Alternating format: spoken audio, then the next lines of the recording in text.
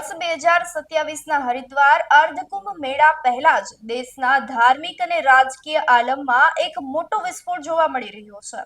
વિશ્વ હિન્દુ પરિષદના ફાયરબ્રાન્ડ નેતા સાધ્વી પ્રાચીએ એક એવી માંગ કરી છે જેણે આખા દેશમાં એક નવી ચર્ચા અને વિવાદને જગાવ્યો છે।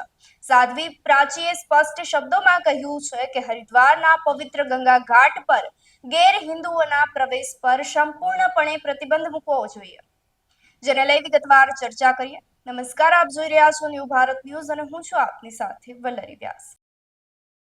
સાધ્વીએ તર્ક આપ્યો છે કે જો ઇસ્લામના પવિત્ર સ્થાન મક્કા અને મદીનામાં બિન મુસ્લિમોને એન્ટ્રી નથી મળતી તો પછી હરિદ્વારમાં ગેર હિન્દુઓને કેમ એન્ટ્રી આપવામાં આવે છે।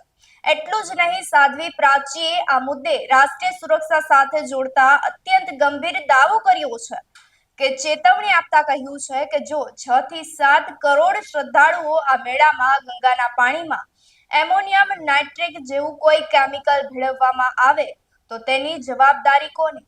તેમણે લાલ કિલ્લા પર થયેલા બ્લાસ્ટનો ઉલ્લેખ કરી અને ઉત્તરાખંડની ધામી સરકાર સામે માંગ કરી છે કે કુંભ વિસ્તારમાં ગેર હિન્દુઓ સંપત્તિ ના ખરીદી શકે તેવો કડક નિયમ અને કાયદો બનાવવો। આ સાથે જ હરકી પોડીને અમૃત ક્ષેત્ર જાહેર કરવામાં આવે। સવાલ એ થાય છે કે શું આ માંગ સ્વીકારવામાં આવશે ખરા?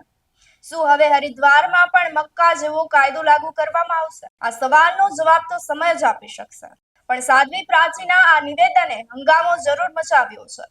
આપ જોતા રહો ન્યૂ ભારત ન્યૂઝ, અડગ મન અવિરત સેવા।